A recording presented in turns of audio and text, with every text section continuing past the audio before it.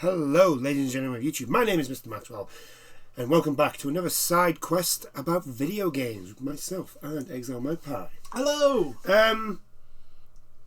Not a lot. Well, actually, no, not a lot. We had Gamescom. A lot of it is Gamescom. A lot of it is Gamescom, but I wouldn't say there was anything huge happening in the world, apart from maybe a couple of things. Yeah, but the things, well, we're not surprised about some of the other things that have happened. Yeah. So we'll go on.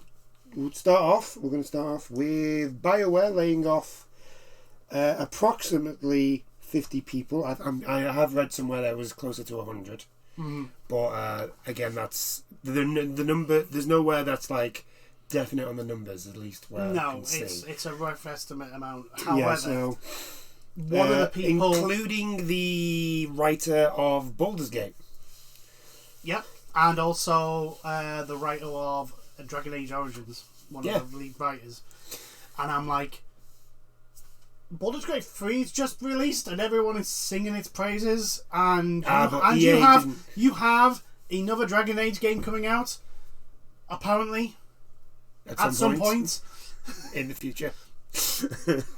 And you decide to let go one of the people who will probably have the most experience in the whole lore and making the new game fit in with the previous games, story wise. And you decide to let them go. Unless the story's already been done, and they're planning on this to either be the last. But we don't even have a release date. It could be 6 months down the line, and also that means things could get changed story wise, and it may not make any sense. But also, it's getting kind of worrisome for BioWare, isn't it? Yeah, it is. This isn't a good thing. Apparently, they've done it to something for availability and focus. To give them more that sort of thing, which is a bit weird. That's just bullshit code for we just wanted to save money. Yeah, General Manager Jerry McKay wrote that layoffs were necessary to ensure the health of the studio as it continues development on Dragon Age Dreadwolf. Yes, so we're going to make it harder because there's less people, but they still have to do the same amount of work. So that we're going to increase the amount of people getting burnt out, leaving, and just yeah. In order to meet the needs of our upcoming projects, continue to hold ourselves to the highest standard of quality and ensure BioWare can continue to thrive in the industry that's rapidly evolving, we must shift towards a more agile and more focused studio. As part of this transition, we are eliminating approximately 50 roles at BioWare. So, here's the thing.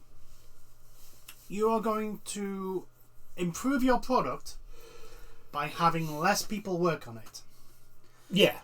That is the logic they're trying to pass. I think the logic that they're trying to pass, because in all honesty, this article doesn't really go into detail as to why they're doing it, other than this, we want to focus more, which is a bit of a weird one. I think what they're trying to say is too many cooks. I think that's the idea that they're going with. Yeah, but that's not actually what's there's just too many people, and possibly either that or it's we've got 50 people who are just not doing anything because there's nothing for them to do. So we're laying them off. Here's the thing: they've laid off a bunch of writers. Now, this is the whole thing with this is it's going to end up being false economics, because what they're going to end up having to do, and this is a big if BioWare actually survives beyond Dragon Age 4, is that's if they survive till yeah, true. We may never even seen Dragon Age 4, but. The point I'm making is that what they will end up having to do is hire people from outside to do the stuff that the people that they've just got rid of used to do, and that's always more expensive. But it's not cast as part of their not staff. Yeah, it's not part of their staff costs. Yeah, it's not their employment. Yeah, record. It's not it's not part of like the money they pay out to employees. Yeah. It's how they get away with it because they go, oh well, we only paid this much to our staff. Yeah. Staff costs. It reduces the staff costs. What it doesn't. What they always tend to not mention is the staff costs end up always getting supplanted by the fucking outsourced fucking costs to get people back in to do the stuff that the people that they just fired, and it annoys the hell out of me because it's just bullshit. I'm starting to get a little bit worried. Yeah, about it doesn't look BioWare. good for BioWare, especially when what we've seen of Dragon Age very little. Was one, it was very little, and two, it was like even then it just more looked like concept. Yeah, and they were acting like, oh yeah, this is final product stuff. And I'm just like, oh okay. The last time EA did that was Star Wars Battlefronts, and that game had no content. Anthem did this. Do you remember Anthem? Yeah, you did this with Anthem. You did this with Anthem. And remember how that went? Because it didn't go well. Yeah. It didn't do very well. Nope. But I still got my fingers crossed. It's another one of those where we're like, we've got really big concerns about the game. Yeah. But we want the game to be good. Yes. Because if it isn't good, BioWare's getting eaten. I just want a Dragon Age. I just want a good Dragon Age game. I doubt that you're going to get the Dragon Age that you want. No. No, we're not. That's called that's called Baldur's Gate 3. I want them I want them to either go back to Dragon Age Origins or just go back to Dragon Age 2. Because both combat systems were pretty good, they were just very different from each other. Yeah.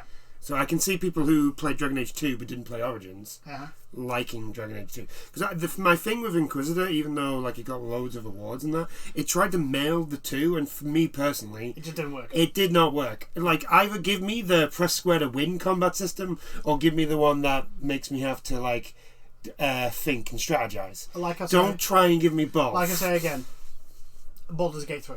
Baldur's Gate 3, yeah. Don't try and give me both. Just give me if one or the other. If you want a more modernised, nicer looking Dragon Age Origins, Baldur's Gate 3. I will begin. It's out in, I think, about a week. Yeah. So I will begin. I've been playing Armored Core. Yep. You'll see in this video that I die quite a few times to the first boss. The first boss is rough. I streamed it. I'm gonna say this right now. Mm-hmm. It is the worst FromSoft boss I've ever gone up against. It's not one of these bosses that where I feel like, oh well, like when I've died, I've sucked. It's been, wow, that boss is a dick. Yeah, you can get stunned very easily by that thing, and then it's all pain and suffering. Also, the fucking melee every now and then just doesn't hit. I know it's. I was just like, oh, okay, it doesn't. Yeah, hit. I've been with it. I think it's not necessarily what it's not necessarily like hit scan or anything. It's basically it's a very unique way it does it, and I'm not used to. I've got an annoying feeling that it's got something to do with the arc that it goes through. Yeah. So like the enemy will just like you'll miss the enemy by like just because of the arc. You do have a second. You do have a second one. Second swing I do your know. default. The thing is that I've seen a lot of people complaining about how hard it is. What they don't understand is that Armored Core is all about using the right mech for the right job. So like if you're getting your ass kicked by a certain mission or a certain boss, what you're supposed to do is basically design a mech to go up against that and to counter it. It's rough at the beginning because you don't have the finances to actually just switch and swap. Yeah, you don't. It is very rough, but from the stuff I've played, I've got to the wall mission, and there's a four-legged one that's just absolutely wrecking me, and because my mech's at the moment up close. Yeah. And you need long range. And I'm just too close to like he basically just, it's point blank range missile barrage that instantly stuns me. So I'm like, okay, I need something to engage from long range. So what I'm going to do is I'm going to do all the replace missions that I can to build up some money, and then I'm going to build a long range missile spamming machine that is going to just obliterate those enemies. I've just done the second mission. I've just done the second mission. I'm probably just going to replay that a couple of times. Yeah, because there's a couple of things that I want to get that's in the shop. Yeah, I would recommend anyone who's playing it, one, don't play it like a Dark Souls game, to the people that are complaining about it. Yeah.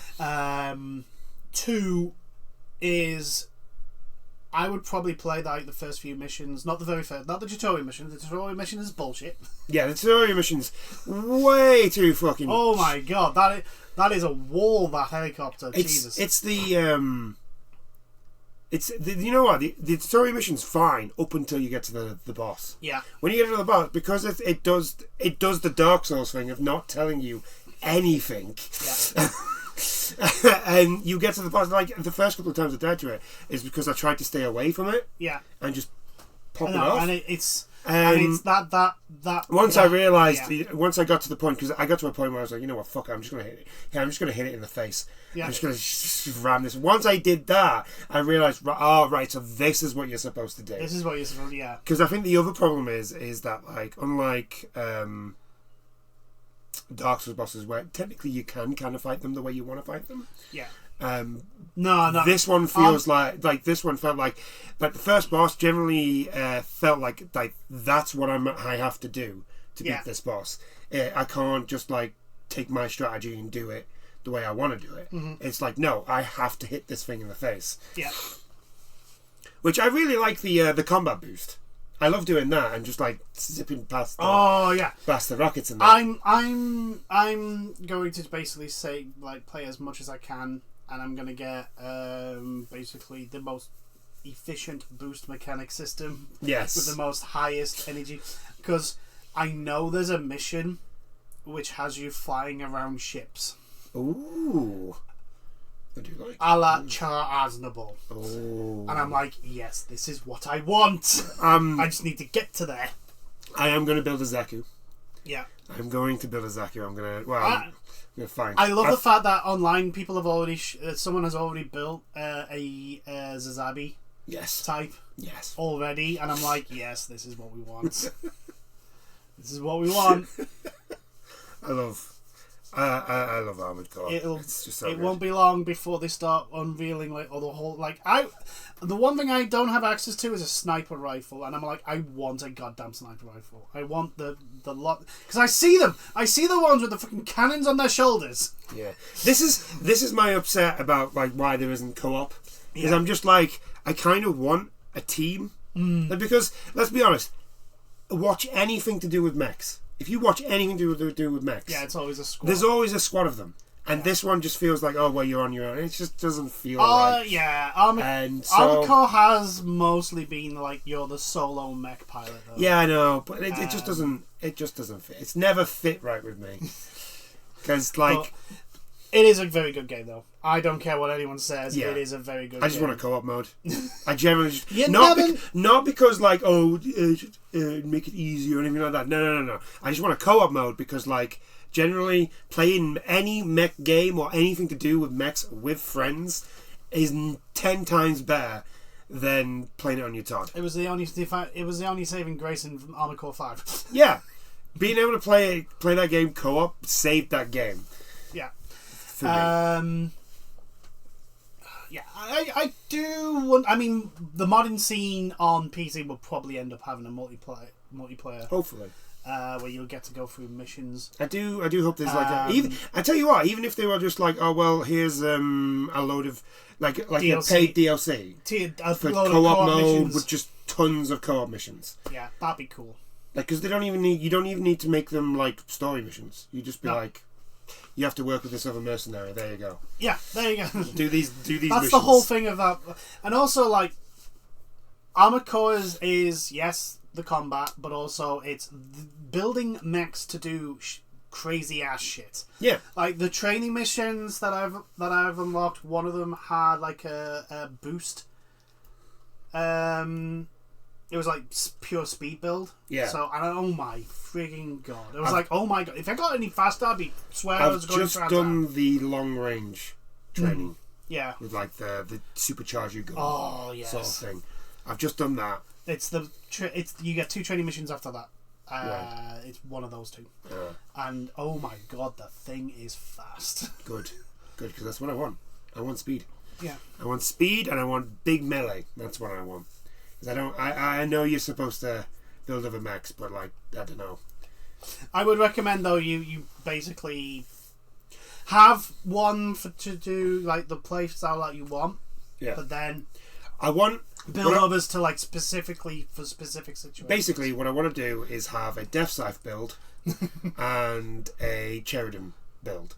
That's pretty much what I want, and then maybe a Heavy Arms build. But other than that, or if I can, just build each Gundam wing. So like, and then when I'm really annoyed, just get the Gundam wing out and just be like, okay, this is what you want to. This is how you want to play it. Giant mega missile, giant mega cannon. Thank you very much. You are now just a crazy. I only have 5 shots, but I only need 2. Why? Because the entire map is destroyed by the end of the second one. Yeah. But yeah, Armored Core 6 is very good. Very good. Very good. I am even very if happy. Even if the tutorial boss is a bit of a downgrade, is a bit of a it's a bit of a bleh. Yeah, it took me 3 attempts. I think it was 5 for me. Yeah, 5 for me. But I'm chuffed with that because like this is. To be honest with you, it probably would have taken me less if I had actually just gone for the nose straight off. But I wanted to play the way I wanted to play it. It just wasn't working. Me, it was the same, and I was just getting absolutely wrecked. And I was like, do you know what? I haven't got any other alternative. I'm just gonna go in and try. I'm just gonna hit this guy in the face, and then I saw how much damage it did. I was like, oh, so this is what I'm supposed to do. Now I get it. Yeah. But anyway, Armored Core is really good. BioWare are terrible. BioWare are in deep trouble. I think they're going to survive till Dragon Age comes out. Yeah. It's whether or not they survive until the new Mass Effect comes out. Because they did announce that they were going to do a new... Yeah, there was going to be a new Mass Effect. So, yeah. It'll be interesting. Right, moving on. Moving on. The voice actor for Mario is officially retiring. All good things must come to an end. It's so he can pursue further endeavours, isn't it? Something like that. Other endeavours or whatever. There's a specific reason why he's retiring, is what I'm saying. Yeah. It's not like Nintendo's chipped him off. It's like he wants to do something and he just wants to stop being Mario to be able to do this. No reason has been shared for the departure. Okay, it's not clear which party decided that Martini won't be voicing Mario in the future games. The statement also makes no mention of a recasting process, so there's no indication of who has replaced him after so long in the role. Charles is now moving into the brand new role of Mario Ambassador, reads the short statement, shared by Nintendo's social media moments. With this transition, he will be stepping back from the recording character voices for our game, but he'll continue to travel the world, sharing the joy of Mario and interacting with you all. So basically, even though he's not the voice of Mario in the games anymore, he's still going to be Mario. Yeah. Pretty much. Makes me think that they're just going to have recordings of him. Possibly. I mean, to be fair, what exactly does Mario say in the games? Yahoo! Exactly. Oh. Yeah, as long as they put it in the right spot, and as long as they still credit him. Yeah. It's not like they need him to keep coming back into the. Yeah, I know. Into the booth. It depends what they want to do, I suppose, as well, Nintendo. And we will only know in the future. And I hope the future's good. Martinez himself has shared this statement with a positive message. My new adventure begins. You are all number one in my heart. It isn't clear the role of Mario Ambassador will entail, but it certainly seems to be a sign that Nintendo wants to keep the voice actor close. This is hardly surprising as his Wahoos and It's a Me has been an iconic part of so many childhoods. It's, in fact, Melinet defined the Mario series so much that we can expect the next actor to stick with his take on the character rather than try something new. Chris Pratt. Fans have feared that Melinet was replaced in Super Mario Brothers Wonder, feeling that Mario's voice sounded different. After the announcement of Melinet's departure, Nintendo confirmed that it was indeed the case, with Mario already recast in Wonder. So we've got a new Mario in Wonder. Yeah. Which is, To be honest, I've not seen enough trailers to even be a tell. Yeah. But we are not massive Mario fans. Yeah, we probably wouldn't notice. If someone gets close enough, we wouldn't notice. Yeah. Basically. It's no surprise that fans have been particularly protective of the voice actor in recent months. Controversially, he didn't get to play the plumber in the Mario movie, instead replaced by Chris Pratt. Yeah. This prompted backlash from the fans, and even fellow actor Tara Strong.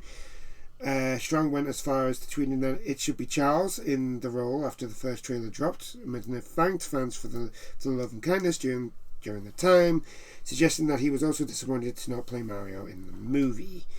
But yeah, I think all good things. Yeah, all good things. He's Mario. Yeah, he is Mario. It is gonna be. It's sad. Hopefully, Nintendo do the right thing and get someone who does a similar-ish voice as possible, because he's basically created the voice of Mario. It's like, it will be jarring if it's anything different.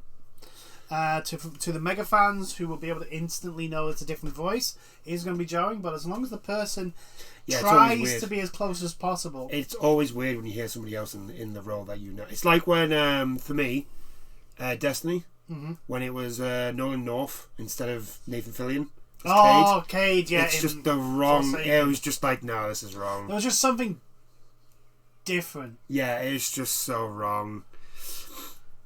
Yeah, it's not uncanny valley, but you can clearly tell it's... Even though it was very, very close... Yeah.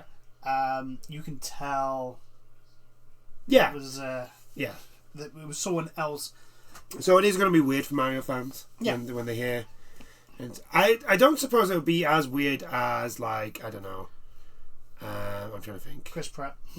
Yeah, it's Chris Pratt. Actually, have you heard about this is quite funny. There's been a big rumour around the internet. So Jack and Daxter's getting a movie. Oh God. Right? Have you heard who's playing Jack and Daxter? Please don't say Chris Pratt. Chris Pratt is one of them. Oh, Tom Holland is the other one.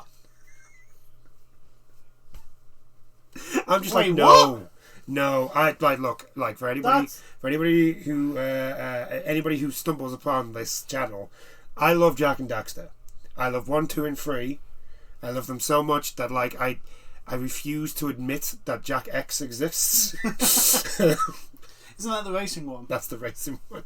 I refuse to admit that exists. But yeah, no, I do not want. You know what? Actually, fuck it. Give the original 2, especially for Daxter, because that is Daxter. Yeah, like Daxter's your wisecracking voice. Tom Holland and Chris Pratt. But here's the weird thing. The weird thing was Chris Pratt was going to play Daxter and Tom Holland was going to play Jax. And I'm like, that's got to be wrong. This can't be true.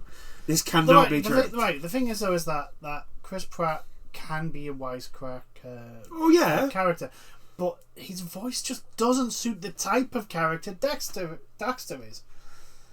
I just want... Just don't hurt Jack and Daxter. Right. You remember the Ratchet and Clank movie? I mean, It didn't do great, but it was all right. Just do that. All right. I'm not expecting. I don't want like big Hollywood actors to play characters that I like. Okay, I don't care about that. You are not Disney. Me and Miss Maxwell will always sing the praises of the Despicable Me movies, not because they're the best movies ever. They're not. But because if you weren't told. Especially Russell Brand. Russell Brand was the one that got me. I mean, Steve Carell. You can. Yeah, no. But the thing is, I was like, you have to make an effort to like listen to the voice for it to realize Gru is Steve. Yeah. And it's like he does such a good job of making a unique voice that isn't instantly recognizable as him, unlike the vast majority of celebrity. A-list fucking star voice actors that the fucking like DreamWorks movies have. Like they actually put effort into it. Yeah, I like DreamWorks movies. Well, I know, some of them. You mean the Shrek? You mean the Shrek movies? The stuff that started with Shrek. Like Shrek was a unique, was as popular as it was because of the story and all that, but also it was the first time you had like A-listing stars voice lining the vast majority of the major cast. Yeah. And then everyone else jumped onto the bandwagon. And now it's like, oh, for the love of God, I don't want an A-lister doing this goddamn voice because... Personally, right, I'm okay with it, but as long as it's not like... Shrek got a little bit silly with its A-listing casting because it felt like after 2, they basically just got any A-lister that they wanted to play. I'm trying to... Kung Fu Panda, on the other hand, like, it generally felt like the characters were... for the actors. Oh yeah, it's if they do it that way, variables. Like Poe. Jack Black is Poe is Jack Black. Like it just works. As well as like Tigress is Angelina Jolie. Yeah. Monkey is Jackie Chan. Snake is I can't remember. Snake is Lucy Liu. Yeah. Crane is I always forget his goddamn name. But the point is like and I will not mention Mantis. You can tell there's been actual thought put into the character. Yeah. And the voice actor. We won't mention Mantis though. That's the only one that I don't agree with. Right? Yeah. No. But the point is there's been thought put into each and every role, and who, even if you don't agree with any of them, you can tell there's been thought put in. Yeah. But there's been others that like DreamWorks, Disney. You know, they've put out. That is a whole host of A-listers, and the movie's rubbish. Oh yeah, and you can clearly tell. For example, Sing. Everyone. That's the. That's basically a thing. He's Got Talent. Yeah, that's the talent show one. Isn't it? Talent show. That's that has a whole I bunch have not watched that. But that has a whole bunch of A-listers in there, not because that voice or whatever, it's because they're an A-lister and that's it. You can tell that's the thing that annoys me the most with those movies is like you can tell almost from the first scene whether or not there's been thought put into the casting or let's just get a bunch of fucking A-listers and randomly throw them into a role. Yeah. Sing and Sing 2. I've not seen either of them, so I don't really know if they're any good or not. I've heard they're like middle ground. They're meh. So. But yeah, please don't cast Chris Pratt and Tom Holland as Jack and Daxter. Please just give me anybody else. Anybody else. I mean, granted, we're not going to see that movie for at least a few years because writers and actors all on strike in Hollywood. That's true. And they're, from the looks of it, going to be on strike for a decent amount of time because the studio heads are. Oh yeah, they're still going. Idiots. They're still going. They're complete fucking idiots. I don't know whose side I'm on at the moment because I'm definitely not on the studio side. That's a given. But like, I'm not on the side of the writers either. I'm sorry. Like, I'm just not. You need to write a good show first, then I'll be on your side. Now the thing is it's the people who are writing the crap. Yeah. Will keep their jobs, and the people who actually put effort in and do. Yeah, that's true. To want to write an actual meaningful story with an actual like put effort into it instead of the crap that some of the shows come out with, especially those on Amazon. You've been like murdering my TV shows for a while. These writers. Yeah. You've been murdering my stuff for a while now.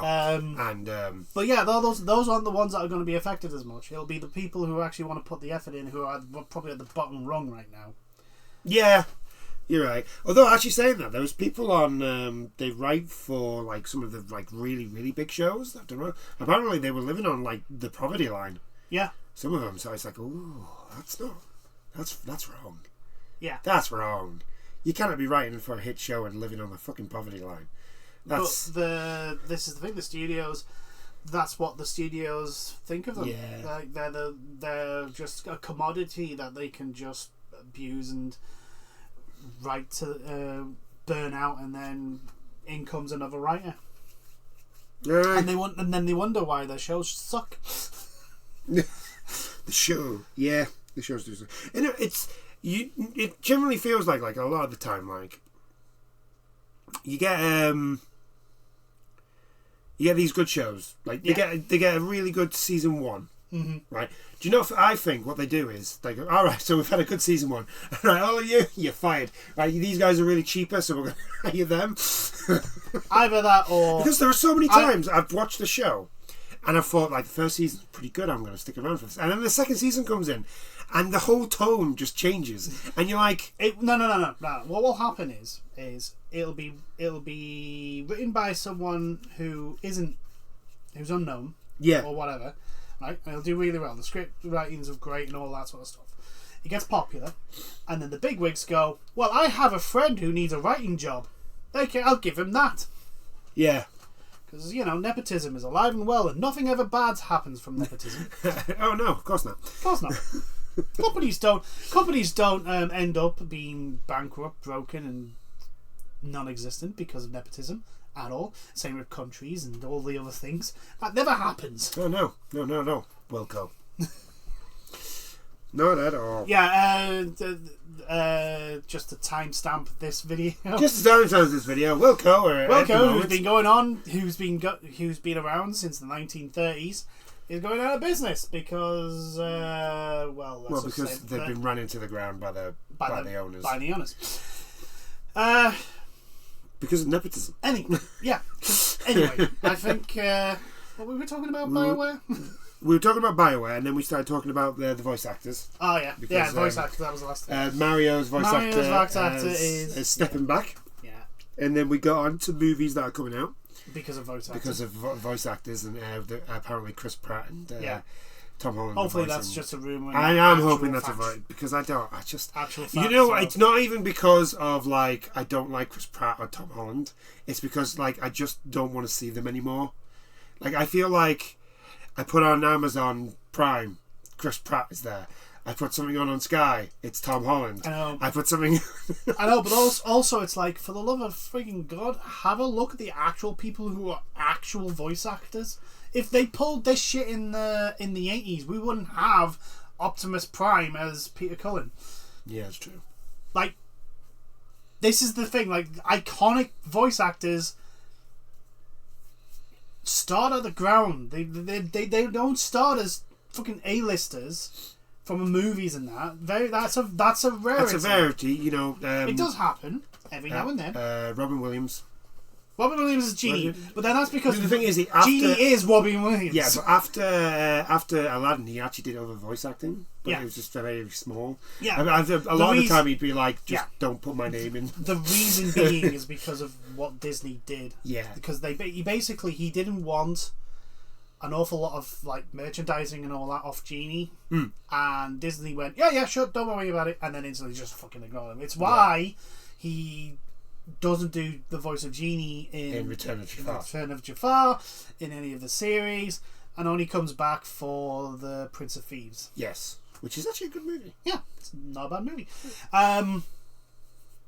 But yeah, Robin Williams is an exception, not the rule. I'm trying to think of who the other one is. Mark Hamill. Mark Hamill is a fantastic voice. Mark Hamill is a friggin' genius. Like, the man is just amazing. He's a very good actor, and is the epitome of the voice for Joker. Like, I literally, when I'm reading Batman comics and Joker's in it, that it's Mark Hamill's Joker's voice coming through in my head. But they're exceptions, not the rule. A lot of like the other iconic voice actors started at the ground, moved away from the ground up. Space Ghost, Adam West. Yeah. Fucking oh my god, Space Ghost. But again, like the people who have gone from A-lister into voice acting and become iconic with iconic voice characters. Yeah, it's very few and far between. Yeah, like Mark Hamill and Kevin Conway, and on the likes of them, they are unique and extremely talented. Rest Mr. Conway's soul. Well, Kevin Conway was more of a voice actor than he was an actor. I know, but like, I know what you mean. They're extremely talented voice actors, and they, you need to give people like the ability to actually prove their credentials and then give them a chance. It's kind of this is why I'm a little bit worried because it. So when before anime became like mainstream as mainstream as it is now, there was only like a small. Yeah, you could like go from one anime to the other anime. You could probably hear the exact same voices, maybe in different.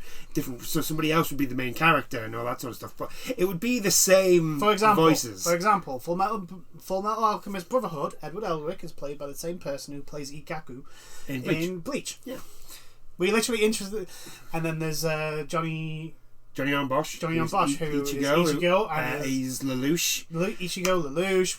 We can almost instantly recognise him in everything. Yes, I love Johnny on Bosch, and I'll great. probably watch anything with him in it. If he's in the casting in you any will of give the that shows, show a chance. I will give it a go. You will give it a chance. But yeah, like to get this train back onto its tracks. No, as I was going to finish my point, now. Because it's a little bit more mainstream. If you've noticed, I've noticed anyway, because I do watch a lot of anime.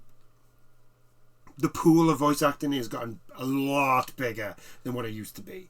Which is a good thing. Yeah, which is a good thing. I just want can you not for the movies? Can you not just pick some of them? Yeah. For these characters, it's an animated movie in the first place. As long as they're getting the role right, then you don't need a big time actor to. No, because the movie's supposed to it's a suspension of belief. You're not there to watch friggin' A-lister A, B, or C. You're there to watch this story portrayed in this animation by these characters. That's what you're there for. That's why I'll be honest. Arcane, I love it. The voice acting in that is amazing. Arcane's really, really good. And I couldn't tell you from off heart if that was any of them were like major stars. I don't think they were. No. At least not Hollywood A-listers. So, and it's like, because that's their bread and butter. They know. I know who they are from like other things that they've done. Yeah. But not like movies or anything like that. See, I'm just terrible with names, so I could probably never remember. I'm quite bad at names. Yeah. I remember a select few. I will always remember Johnny on Bosch because he's Ichigo. Yes. Ichigo Kurosaki. That's all I need to know. But yeah, it's like, just get those guys. They are really good. The talents. There is some talented people in there, and I wonder how many people have been overlooked for a Hollywood superstar. Yeah. That probably would have done a much better job voice acting that role. But because it was like, oh no, we need an A-lister in this. But this is the thing, right? Like for a lot of animation, a lot of the criticism for some of them is like cost, especially for from studios. Like, oh well, we don't make as many animation movies because of cost. Well, you know what? If you weren't paying this actor 2.5 million, and instead of actually paying, and I'm not saying that you should pay voice actors cheaper, but they are going to be cheaper because they're less well known. That's how acting works. But also, but if you got a voice actor instead of getting Leonardo DiCaprio, just as an example, it's not going to cost as much. No. But again, they go, well, if they don't have it. But if we don't have a big name, nobody will come see it. Fuck off. That's bullshit, and you know it. I hate that sort of. It is bullshit, because I'm literally like, how the fuck did Snow White ever sell any tickets then? Because that cast list was literally no one at that time. It's like, fuck off. Like, Disney used to have the 1 or 2 stars, but they were never the main character and they were never the main draw. No, it was always the animation. Yeah. But anyway, we are digressing. We're digressing massively. Right, we're gonna go back. We'll Yes. go back. BioWare's bad. Mario's voice actor is stepping back, and for the love of God, don't have Chris Pratt and Tom Holland voice Jack and Daxter. There we go. Okay, so let's move on. Right, we are now moving on to the things that I give a shit about. Not to say that I don't give a shit about the Mario voice actor, but I don't give a shit about the Mario voice actor. No, it's a case of he's no longer going to voice Mario. No, it's not that. It's just more like I don't really care about Mario. Yeah. So, yeah, the only reason why I brought it up was because it's kind of a big deal. Yeah. Because it's Mario. Like, I'm not stupid. I know. Yeah, it's a big deal. It is a big deal, but in another sense, it's like, well, this was going to happen eventually anyway. But, moving on. Okay, so this weekend was Gamescom. Yes. But before that, we had, and I'm bringing in this because I'm a Disney fanboy, we had the Final Shape showcase. Yeah. And there's a lot of things that they actually announced that I need to try and get to, because unfortunately, I don't want to go through the 2-hour fucking video that I've already been through, right? But obviously I didn't write everything down, so I've actually got the recap. Yes. To tell us everything, right? So now I have to find the bits that actually sound right. Cool. So we are actually going into the Traveller, which we kind of serves from the end of Lightfall, which was going to happen, and the teaser trailer which saw Ikora and Zavala with Cade. Yeah, Cade's back. Cade is alive, and he is also voiced by Nathan Fillion, which is great. So it's like, yes, I don't want Nolan North. Go away. He's already my ghost. Which, by the way, please, Bungie, for the love of God, give me a different voice from that. I don't like Nolan North's voice. Yeah, I would have liked while I was playing, like, the option to have, like, especially after they started showing us other ghosts talking. Yeah, like Sagira. Sagira was the first one that had like a different voice. Sagira. I've still got my Sagira. Yeah, no, but like the fact that like it showed like, oh yeah, all the different ghosts actually talk differently. They all have different names. Because ours is just called Ghost. Yeah, that's. And I'm like, could you not like give your like? Surely you must have, even if you don't want to spend like a ton of money on like stars or other voice actors. Yeah. Surely you could give some of your... I think, 10 voices? Yeah, 5 female, 5 male. 5 male, yeah, and each one having like a little bit of a different personality. Yeah. A male and female, so 5 personalities, a male and female variant of it. Yeah. There you go. I would be alright with that. And then, later on, you just start introducing more voice lines and more voices. Yeah. Right? Because, like, you do make a fair bit of money. I mean, not right now because people are pissed at you, but like you do make a fair bit of money.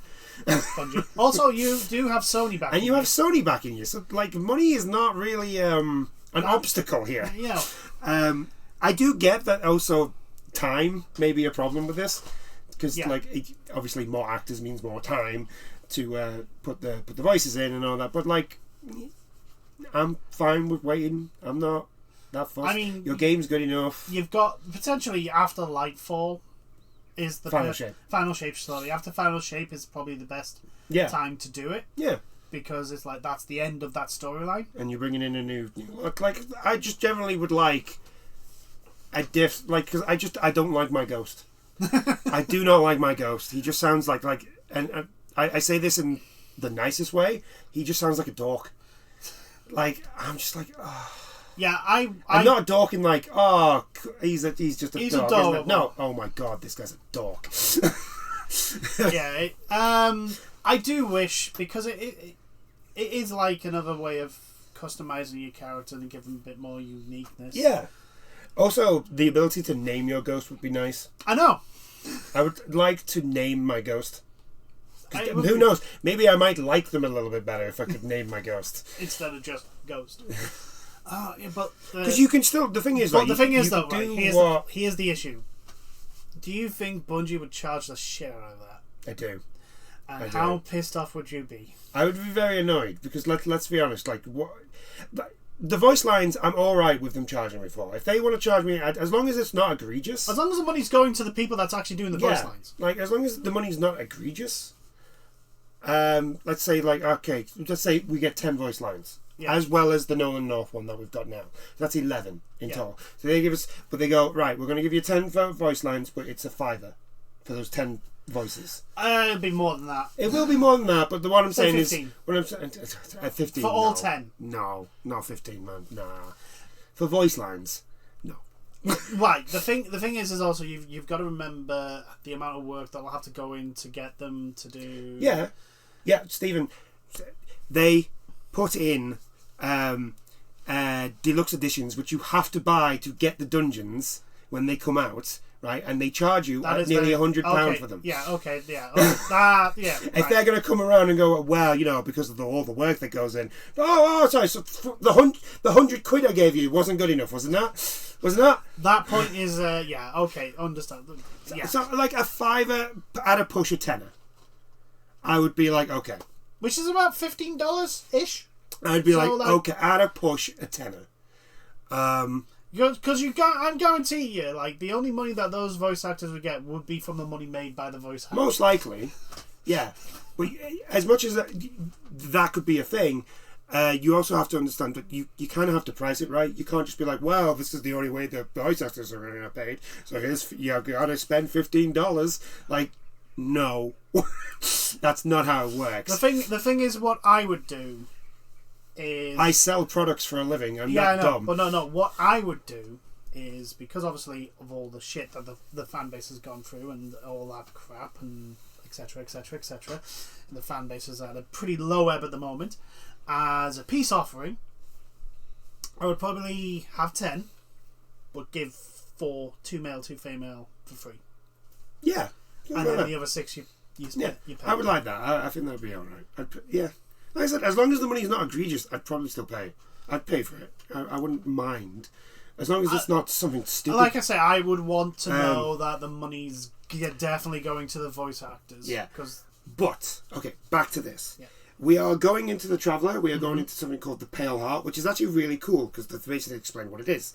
The Pale Heart is basically, one, it's the centre of the Traveller, but also it is also part of old levels all jumbled in together.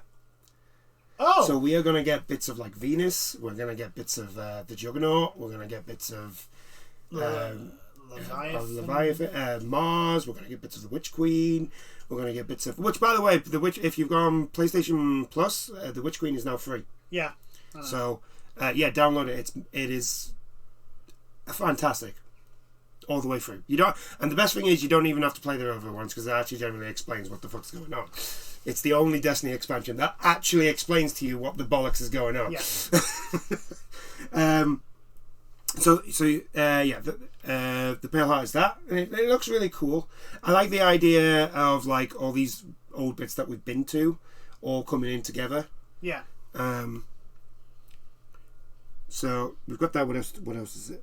Exploring the Pale Heart, though, the final shape campaign will feel more like a focused experience than ever, and will have a clear path for players to follow. The other thing is they're also they've been doing this since the Witch Queen. So what you can do, you can play a campaign. You can play the campaign in a harder difficulty. And if you do it in the harder difficulty, the higher light stuff drops. Yeah. A lot more. So makes sense. Which makes sense. It's much better, and it's fun. It just sucks for a solo player because solo. If you're not good enough, you just get your ass kicked. So you're getting the final shape, and I'll get you through.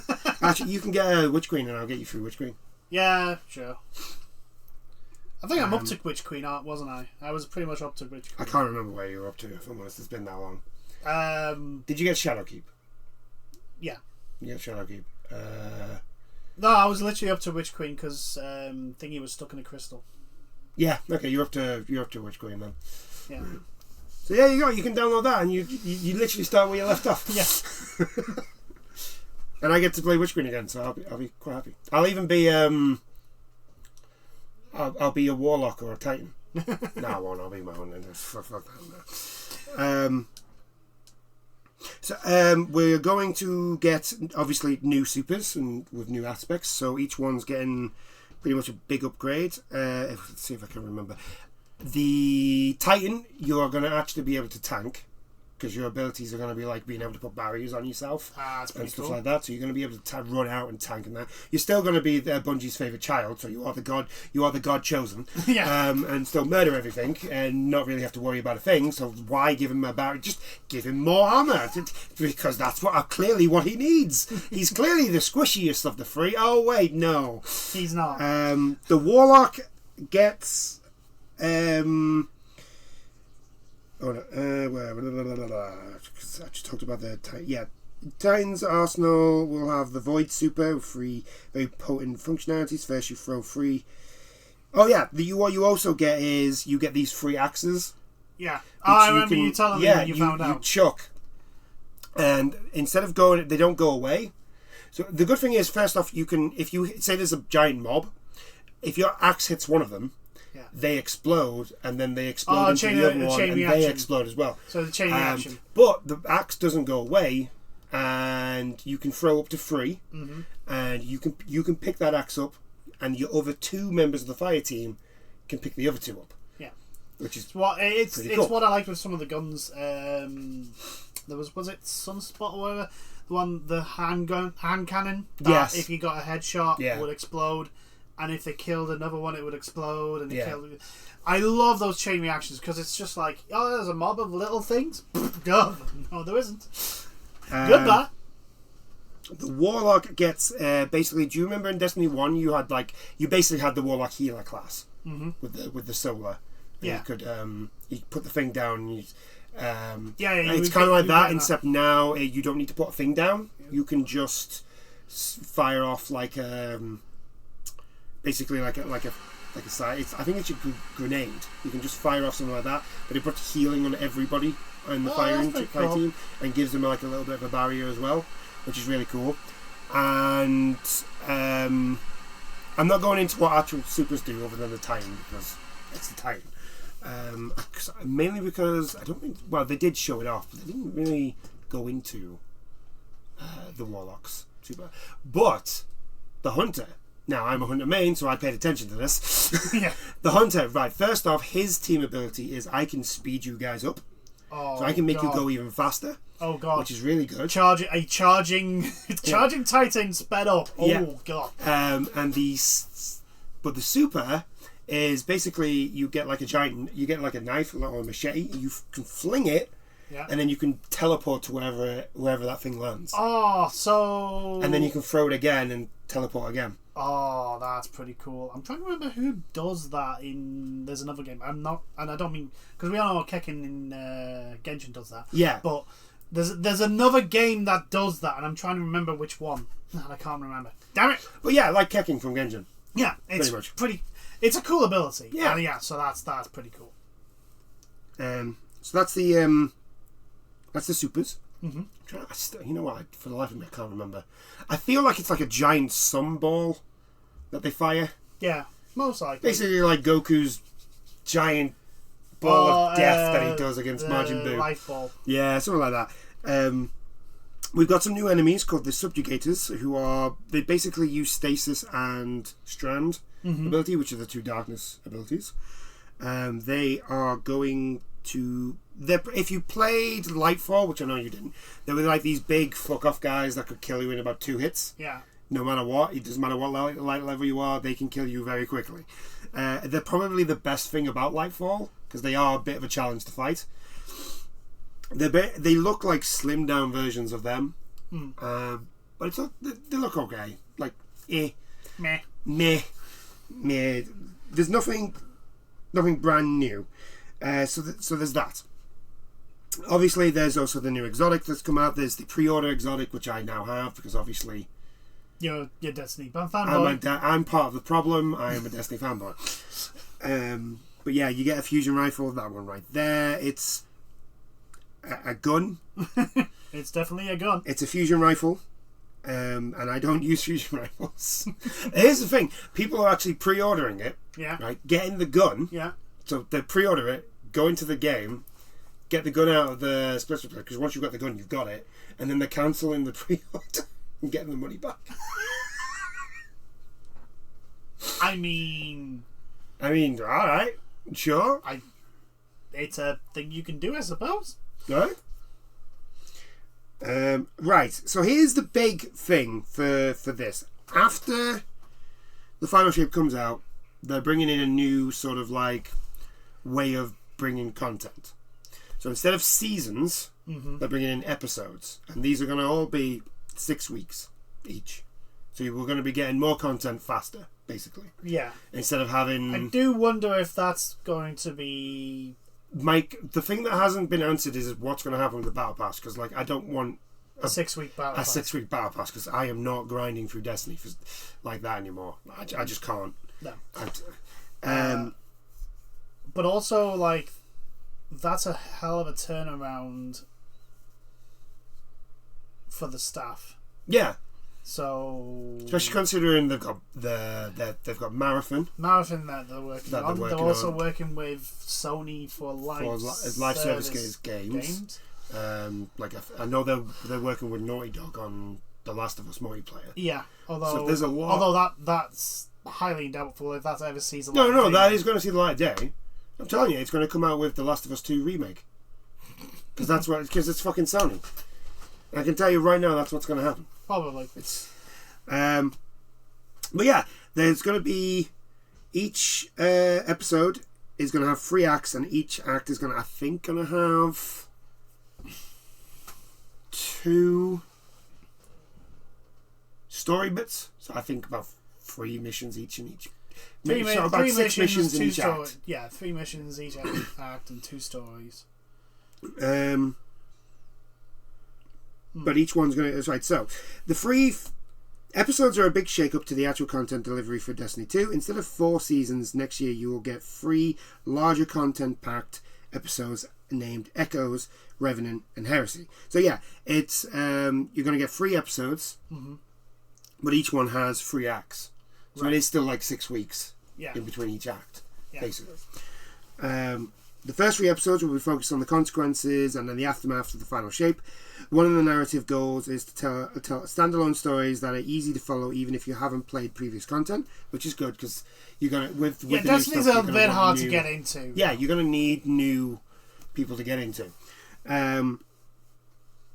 Episodes will also deliver more frequent story beats compared to seasons, so players can expect to experience new bursts of storytelling told through acts, which is pretty good, because the problem with the season method is you get finished with the story, the actual story stuff, about halfway through the season, and then if you're not really bothered about like the season, like I kind of like this season, but last season I wasn't asked about it. I didn't really care. You basically played the story. I played the story, and once the story was done, I was like, meh. Yeah. So I only got like halfway through the Battle Pass. It was just like, nah. I got what I wanted for the Battle Pass. I got the gun, and I got the ship, and I got the kill, and I got the ghost, which you only need to get up to. You only need to get halfway to get all of them, and then if you get all the way, all you really get is a skin for the gun that you unlocked at the beginning. Right. That's really it. So once you get to about rank 50 on the Battle Pass, you're done. You're pretty much done. But this one I actually kind of like it, so I'm going to probably go a bit further, to be honest. I feel like Final Fantasy 14 is taking up a lot of my time. Understandably so, because it's a good game. It's a very good game. Each episode will be split into 3 acts. Each act will launch around every 6 weeks with a new story element, new quests, new rewards to earn, and more. The first act of an episode will feel packed with a big offering of new stuff and to do and chase. And the second and third acts will expand the episode experience with more activities, story, and rewards, along with new additions to rank rewards such as exotic ships. So we're going to get more exotic ships, and that's actually a good thing, because like the only way to get exotic ships is through the shop. Yeah. and the Yeah, because they downgraded the amount that you could get like from drops. Because I remember getting like some really cool ones drops. Yeah. Like the one that looks like the midsection of Devastator from Transformers. I love that ship. Yeah. That ship's a cool looking ship. The other thing that's coming when the final shape comes out, we are going to get a player finder. Oh my god! You're going to actually be able to, instead of having to go online and be like, "Hello, does anybody want to play with me? I need help on this dungeon or raid." You can actually just go into a player finder and see if teams need somebody to jump in to help them, or you can set one up to get people to come and jump in and help you, which is pretty cool. I probably still won't use it because I don't like playing with randomers, as I've been playing with randomers for this season and I hate all of them. Every second it's just like, oh my god, please stop doing this. So that's pretty good. The other good thing is, a new thing that they're bringing in is, you know how you've got your light level now? Yeah. Right. Say you cut on to Destiny with me, right? Now, we want to do a dungeon from the end of Witch Queen. Yeah. You don't have the light level for it. No. But I do. Right? So you can still go in, right? But you'll just be useless. Yeah, I'll be just a bullet sponge. Yeah, you'll be useless. You won't be able to really do any damage to anybody. Now, what's going to happen now is if you jump in with me, your light level will go up to my light level. Oh, that's pretty cool. Right? Or at least to the max light level of the dungeon. Yeah. So if I'm like way over that, you'll go up to like 1800. Because I think I'm 1822 or something like that now on one of my characters. So that's like my highest one. You would go up to 1800 so that you can go into the dungeon and actually do something. It's the same with raids. The highest person, if anybody's too low, they will go up to that person's light level.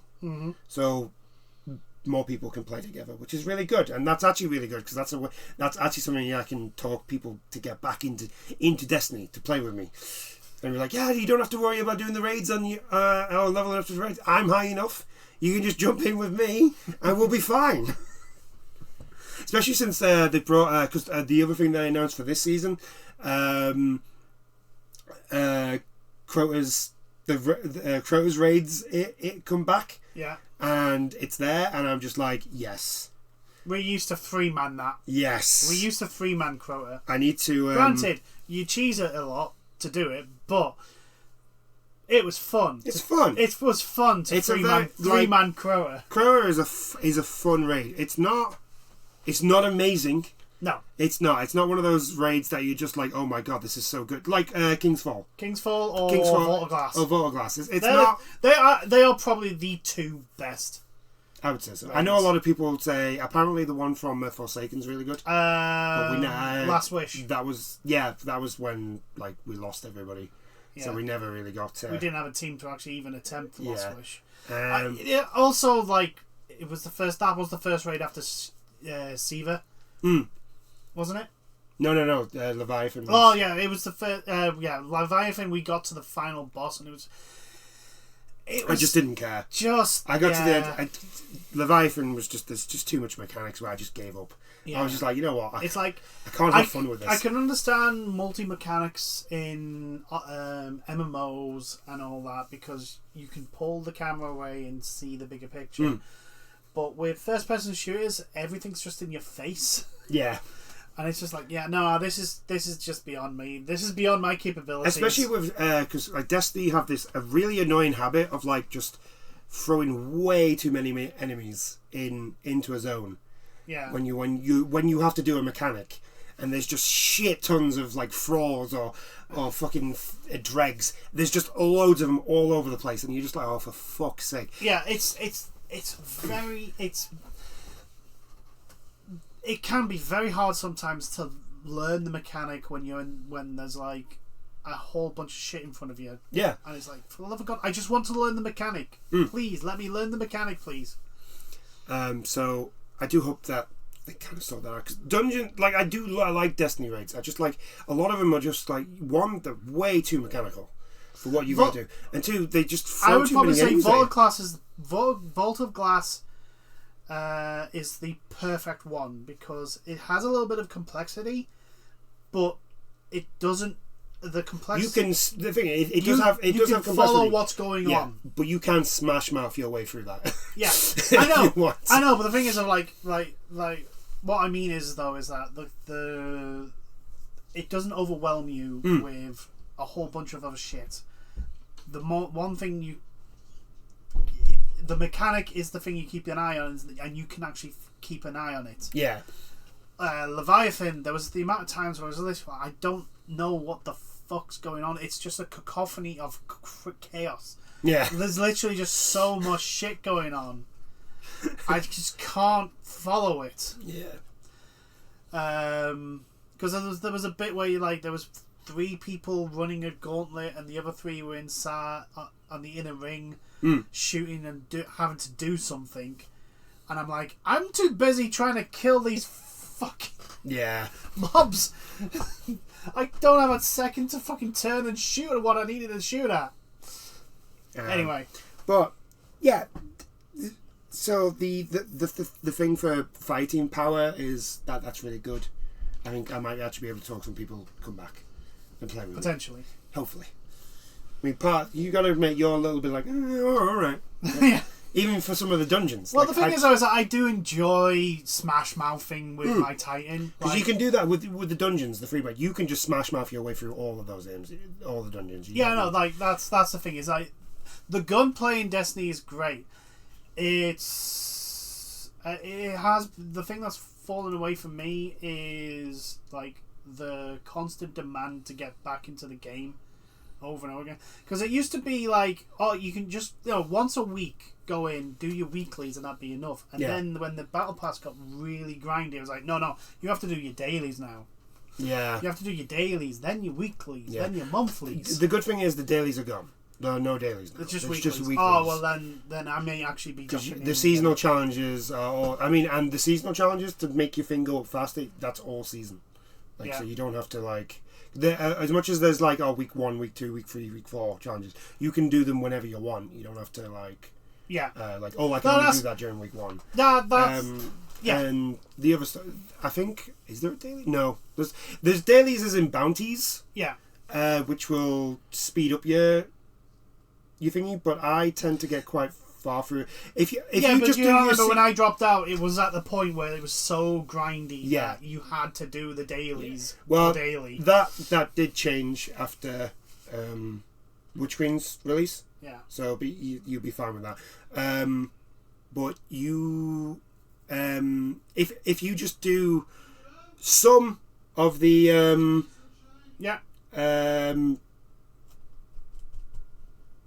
what was I going to... some of the seasonal. Yeah. And then do your weekly stuff. So your Vanguard, which now the Nightfall and the normal Vanguard strike missions are all linked into one now. So you don't have to do both, which is all right. If you can do them, and the good thing is the dailies now are linked with the weeklies. So Zavala, which has the Vanguard ones, are all linked to doing strike stuff. Yeah. So if you just do them, you'll be doing your dailies with your weekly. Cool. So they're all linked up together, and the only one that's not is the gunsmith. But his is just kill so many enemies with a scout rifle. Yeah, which has not changed. Which hasn't changed at all. And I don't do Gambit and I don't do Crucible. So, Oh, good. That's an improvement. Yeah, and then you've got your normal your seasonal weekly.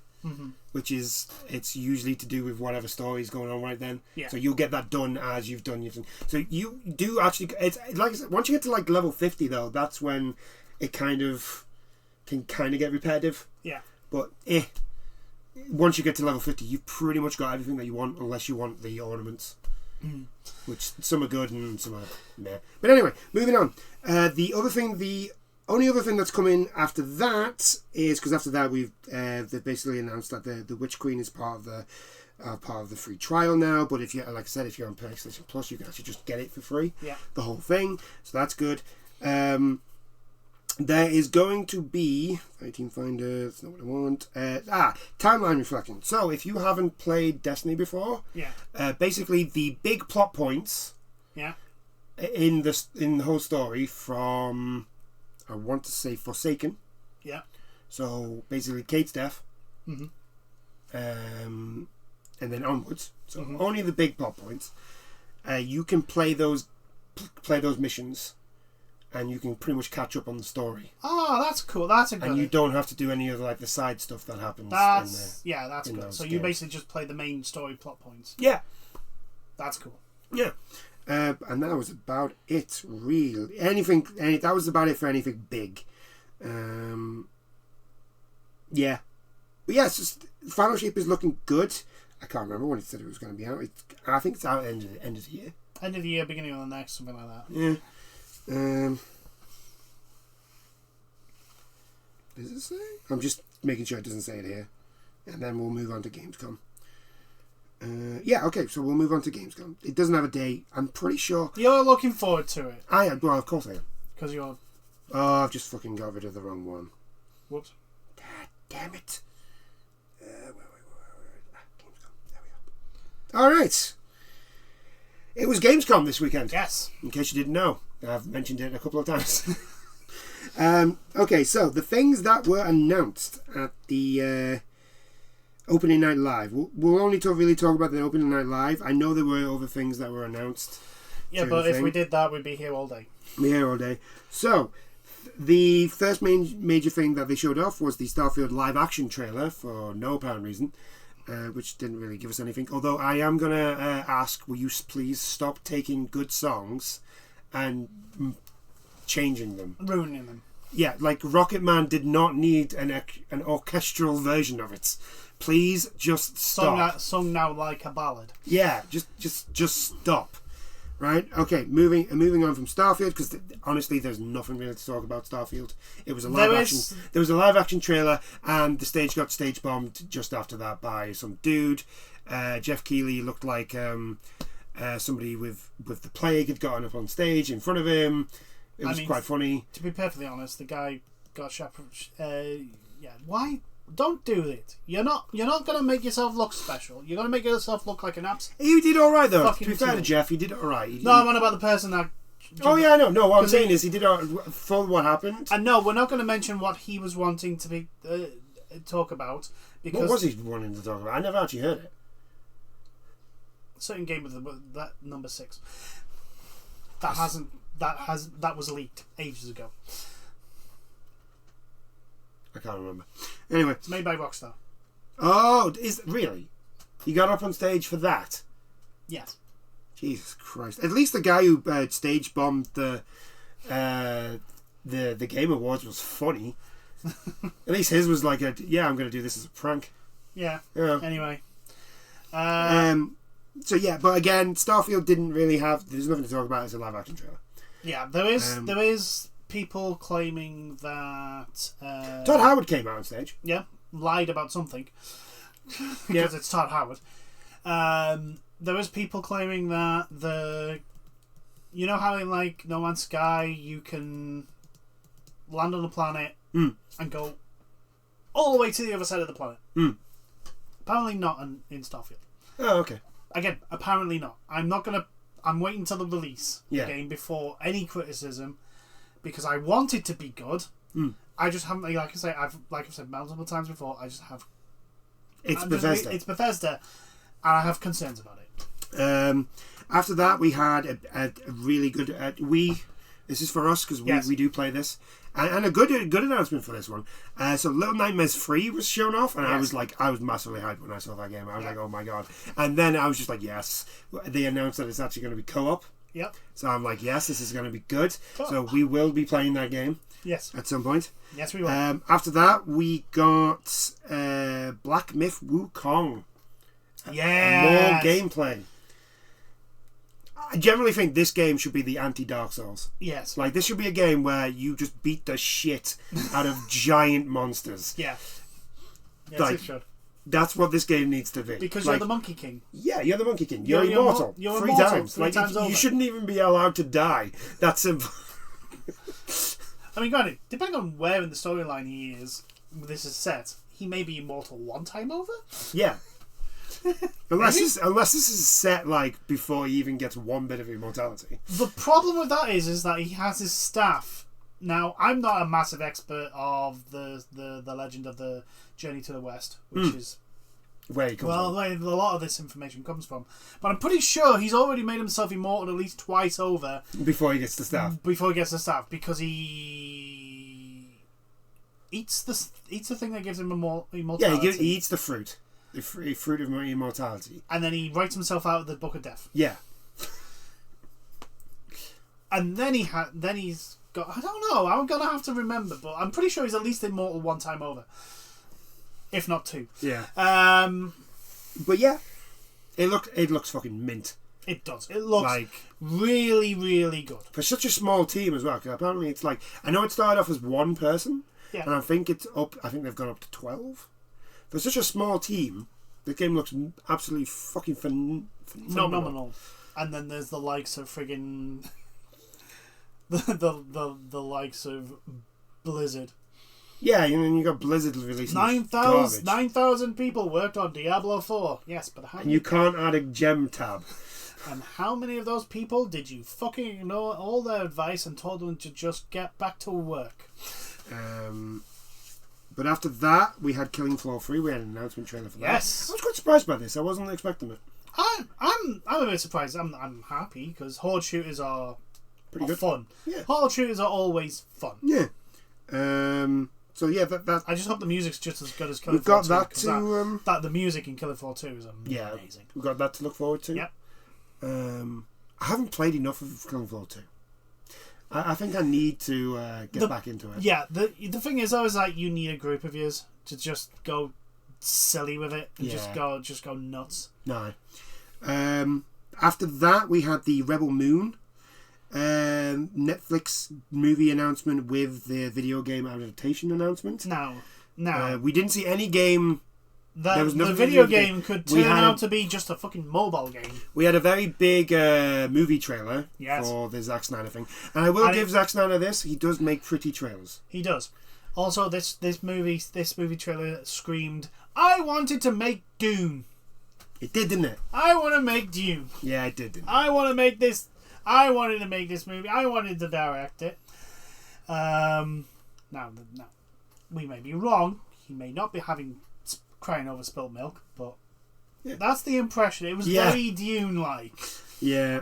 So we had that. It looked all right. It's going to be did it say it was out next year? Next year. Netflix. Yeah, it's going to be out next year. After that, now we didn't get a date or anything like that, but what we saw, this was probably the game of the show, Crimson Desert. Yes, that game looked RPG. fucking amazing, and we have reached peak content now, my friends. Not only can you pet the dog, but you can cuddle the cat. Yes, it is. Go home, guys. We've reached the summit. We can't go any higher. There's no higher summit now. We are at the top. There's no point trying to make a better game. It can't be done. The only thing that the only way we can go now is, can you ride the turtle? Yes, that's all we need now. Can you ride the turtle? Yeah, this game, it looked fucking bonkers. It did. This game looked fucking bonkers. But again, it's from the people who give us Black Desert Online.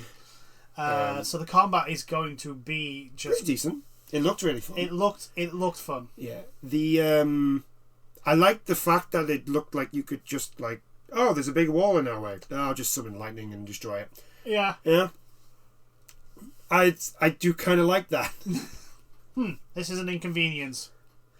I'll just destroy it. This is definitely going to be a streamer game. Yeah. Like, I think we're going to have a lot of streamers playing this game. Probably. And, like, for a while. Potentially. But I've really liked it. It does. It looks fun. It's weird because it's like, it's got so many things in it that they've picked from elsewhere. It's got, like, Tears of the Kingdom. With the floating things, land masses. It's got fishing. It's got like. Geez. The combat looked It's got horse riding where you could like just slide around with the horse for some reason. I mean, it wasn't actually sliding around. It was just the horse like just instantly just doing. I think if anyone's watched a horse like do a sudden turn, will know what I mean. But yeah, that sort of movement, which is very, very unusual in a game, especially when you're talking about horses, because usually they have the turning circles of oil rigs. Yes. And yes, I do mean oil rigs, not tankers. I'm trying to. The combat looks very. I want to say a mix between Black Desert. Yeah. And kind of Ghost of Tsushima. Yeah, possibly.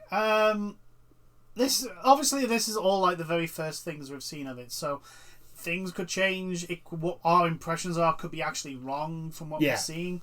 But it does look like the combat is very fluid and very action packed. Also, if any wooden structure literally just has no right to live in this place because they just they all got exploded. Don't in this world, don't make anything out of wood. It will be exploded. You will suffer in pain because of it. So it looks like you could do pretty much anything. Like it looked like you could farm and build houses. And, it was like. Okay. I think we'll wait till more details comes out, but it's definitely something to keep an eye on. It also looked big. That was the other thing. It looked very absolutely huge.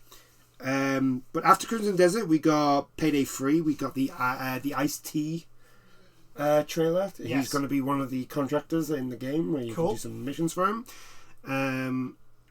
It just looks like Payday. It looks like Payday. It's more Payday.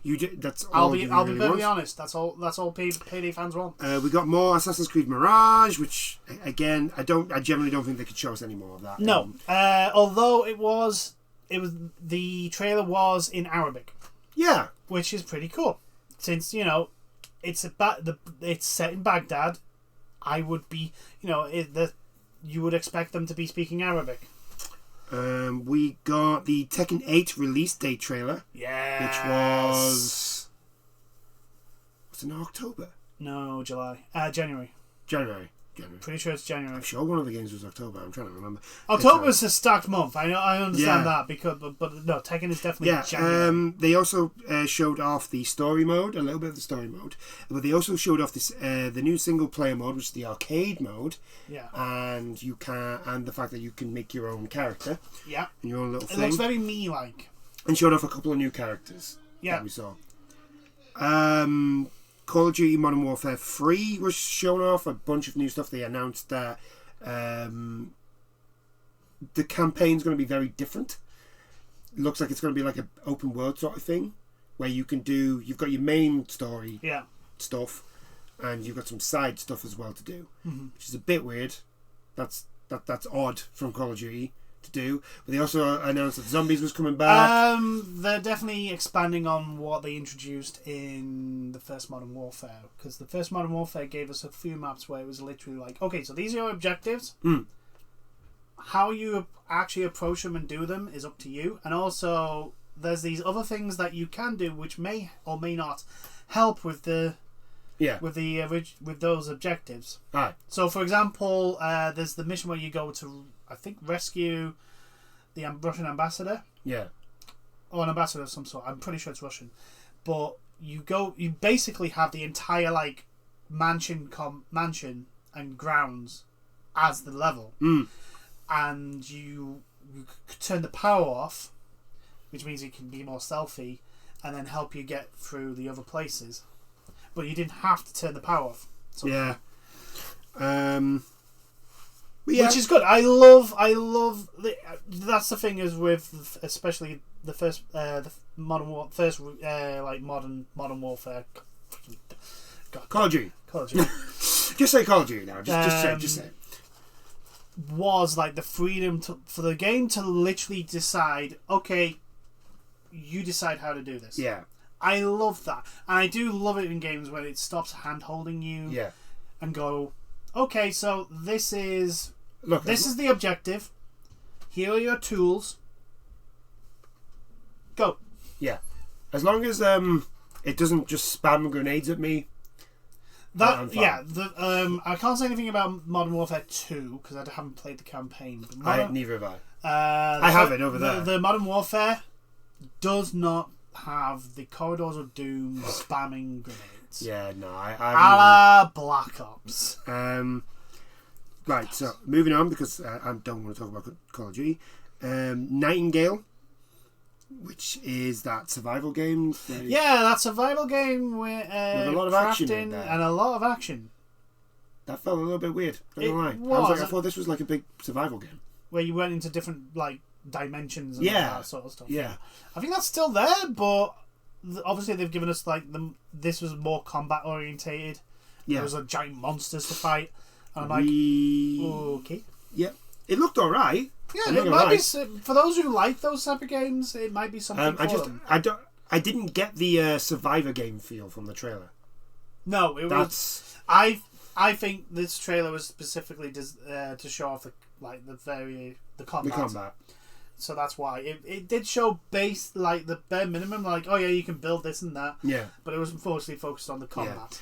Yeah. After that, we got the release date trailer for Grand Blue Fantasy Relink, which is February. Yeah.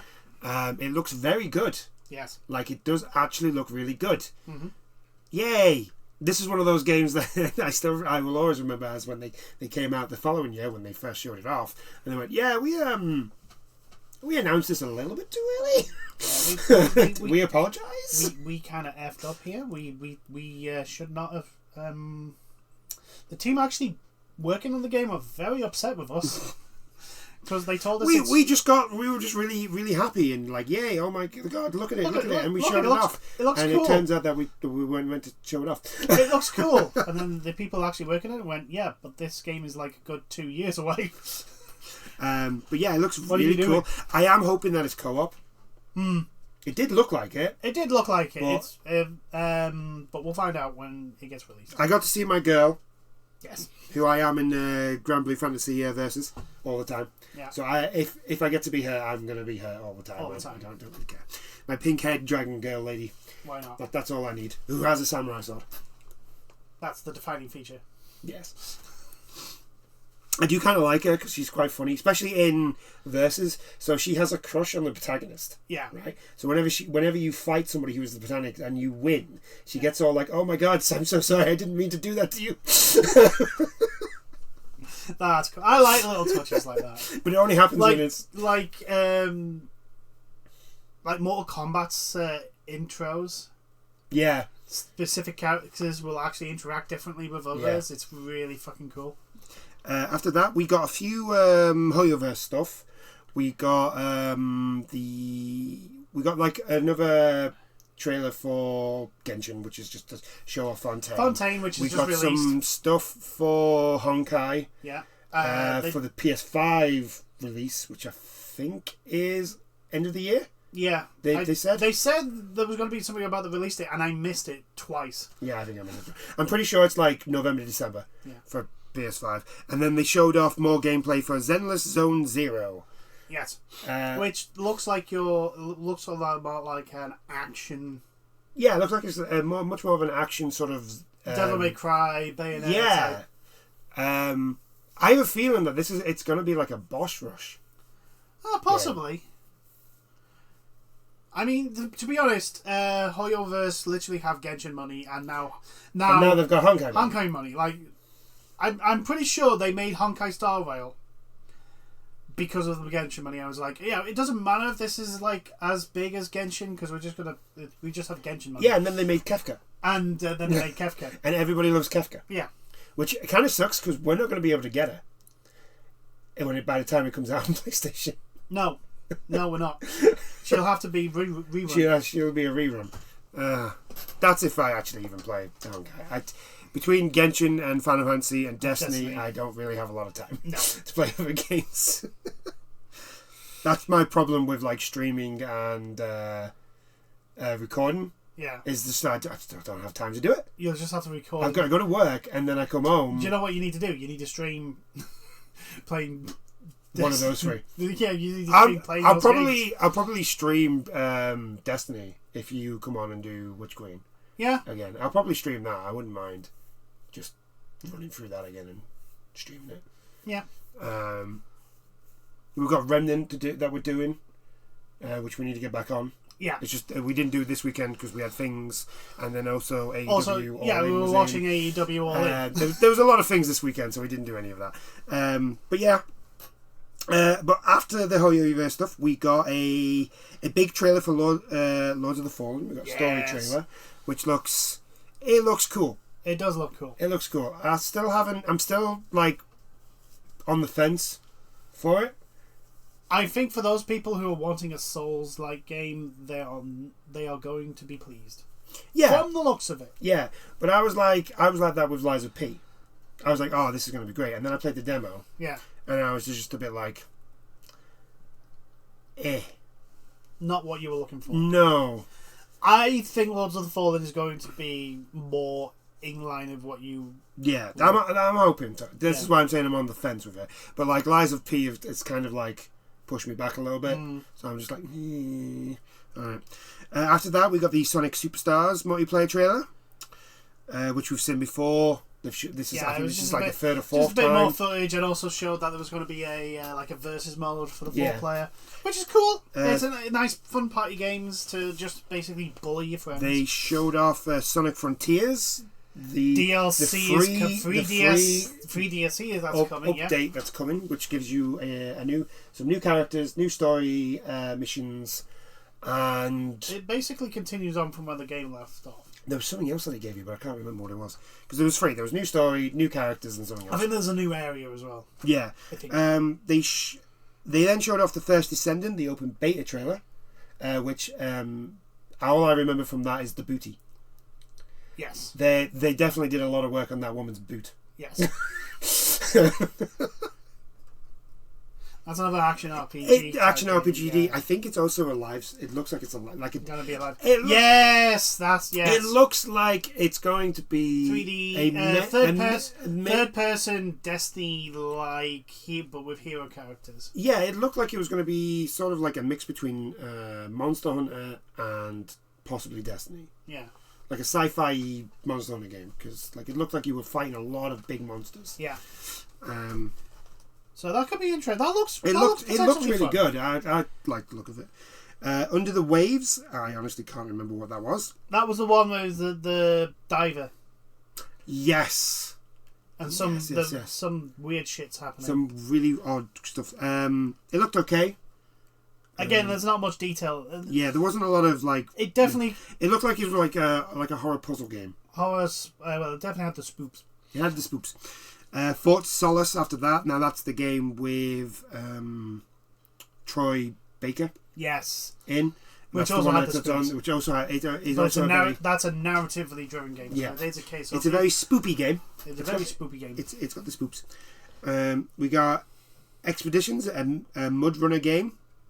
So those of you who like SnowRunner and MudRunner, this is basically the next one from those guys. It is really, really impressive seeing how much attention to detail is put into those games. Yeah. And there is a definite market for those people for that. Well, come on, Farm Simulator. Yeah. And I do actually enjoy every now and then watching streamers just get completely bogged down and trapped and stuck and just. In a terrible situation. We then got the Crew Motorfest, which it's the first time it's outside of America, in Hawaii, in the island of Hawaii. Not sure how that works, but okay. After that, we got more on Phantom Liberty, Cyberpunk 2077. Yes. The fact that like they've basically come out and said all the updates for even if you don't get Phantom Liberty, all the updates to the actual playing the game are going to be in the game from the start, which is really good. So the reworked skill tree, the reworked skill point system, all the reworked stuff is going to be free for those who don't buy Phantom Liberty. So that's pretty cool. It's also the reason why I've stopped playing that game. Yes. Because I'm like, I've got my build set up already. I'm going to have to now just wait. Change things around, yeah. We got Stormgate, Infernal Host trailer. I can't even remember what that is. Stormgate? It sounds something like Warhammer. Yeah, no. Oh, that was the right. So Infernal Host is one of the armies. It's like it was basically like Warcraft. Oh, The real-time yes. strategy game. Yes. It's actually a game made by Former Blizzard devs. Yes, I remember now. We got the last Epoch Room Master trailer after that. That's one that I can't remember at all. It wasn't very long, if I remember correctly. There's always one. The last Epoch's that big fucking where the guy came on. I said I'm just waiting for him to announce NFTs in his game. Yes. Oh, yeah. So it's a action RPG. It's an action RPG. Diablo. And Path of Exile. But this one was like it was crowdfunded. Yeah. And secondly, it's going to be released September 7th in beta at the moment. And it's going to get full release. It's going to get full release with the character, the Rune Master class with it. So yeah, it looked alright. I remember what it was now. Marvel Snap, the PC version launched. We got a cinematic trailer for that, which was just I remember Ghost Rider versus Deadpool. Yeah, that was really about it. Well, with Squirrel Girl turned up. Yeah, I really wasn't paying attention to that thing. After that, we got the launch trailer for Armored Core 6 because it obviously was launched that day. Talked about it. It's very good. Warhaven. We've got a new trailer for Warhaven after that, and Warhaven is the which one is it? It's the. See, this is the thing. There's that many fucking fantasy real-time strategy games coming out. It's like they've all blended into fucking one. Yeah. It's okay. It's a fantasy game. Yeah. We got the Mortal Kombat 1. We got the new stuff from Mortal Kombat 1 that's coming out. So they revealed that Shao Kahn and Sindel are the playable characters that are coming in. And Shao Kahn looks really good. Oh my god, he was brutal. The fact that like he can put his axe down. The thing is, here's the thing. Okay, so it is in a sense Shao Kahn, but it is not. He's not Kahn. He is General. Yeah. Because spoilers.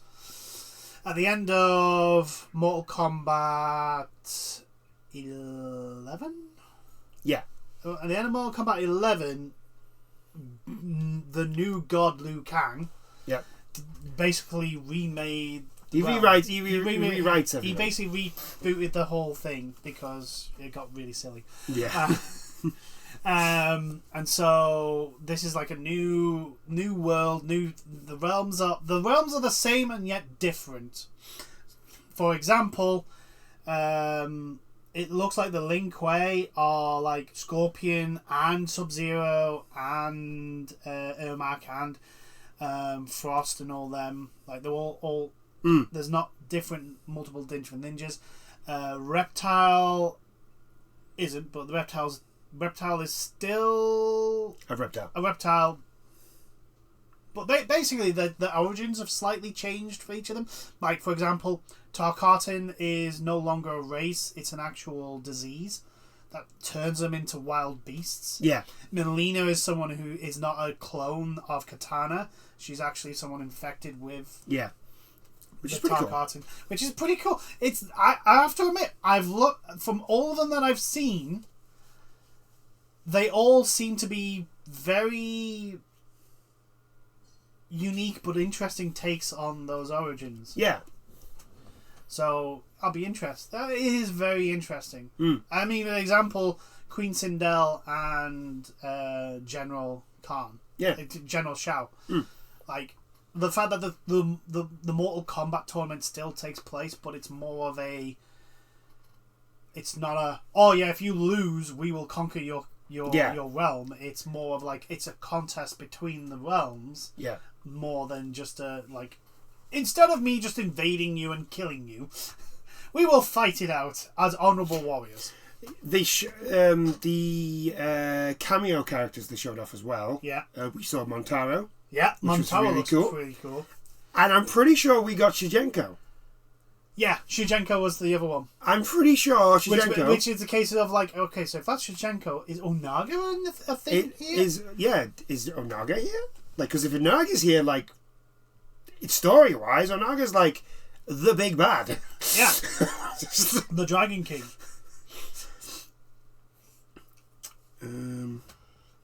But yeah, Mortal Kombat's looking better and better. It's definitely going to be... I'm probably not going to get it for me, but it's definitely going to be one that I kind of like...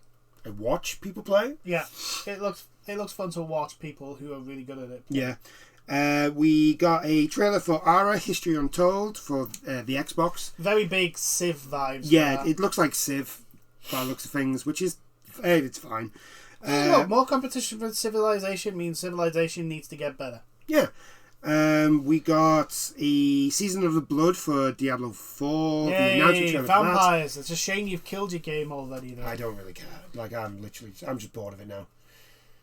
I'm just bored. Thank you for being boring, though, because if you hadn't have been boring, I probably wouldn't have gone back to Final Fantasy 14, and now I'm just having tons of fun. The thing is like, they announced this so soon after the launch of the first season. It is clearly like, yeah, no one likes our first season. Here's Season 2. Please keep playing the game. We got a reveal trailer for Dustborn. That's the one where words... Yeah, their superpowers are like... have to do with what they say. Form of the worlds, which is an interesting concept. It is being published by Quantum Dream, so it doesn't surprise me that that's the actual thing. The weirdest one, thank goodness you're here, I can't even begin to explain what this game is. It's almost right. So, if Monty Python... made a WarioWare game. That's the vibe that I got. That's the vibe. It looks weird. It looks very weird. Extremely weird.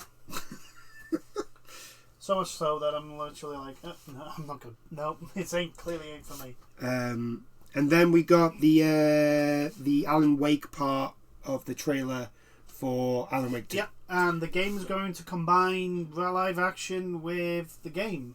Somehow. Yeah, I don't know how they're going to do that unless they're going to do it the same way that they did the first one. With like TV screens. The TV screens and that. But that's fine. Because that was disturbing and weird. Those live action ones were so fucking weird. I was just like, what the fuck? What? But yeah, it's definitely like taking place straight after the first one. Yeah. So it's gonna be interesting. I am generally because what it looks like when we're out in the real world, we're going to be the FBI agent. Yeah. And then we're in the dark place, I think they call it. Yeah, which is basically just a nightmare realm. Yeah, that's when, by the looks of things, that's when we're going to be Alan Wake, which I think that's really cool. Yeah. Because I'm pretty sure how it ends is like Alan Wake is missing. Yeah, but also here's the thing: is that if they do that, they could literally pull like some tomfoolery with you. Yeah. And at the very end, it's like the last bit of the game, Alan's not actually in the dark place. Yeah. As you're playing him, but you don't realise. So yeah, that'll be interesting. But a lot of good stuff. Yeah. A lot of good stuff from the opening night. I know there was some other stuff during the weekend, like Space Marine 2 got a big gameplay reveal. Yeah. Like they showed you how things were working and stuff like that. Looks really cool. They didn't show you the co-op. No. We didn't get to see the co-op. But what we did see was like some stuff that I found really cool was like they generally showed you like the size differences between the Space Marine and the Imperial Guard.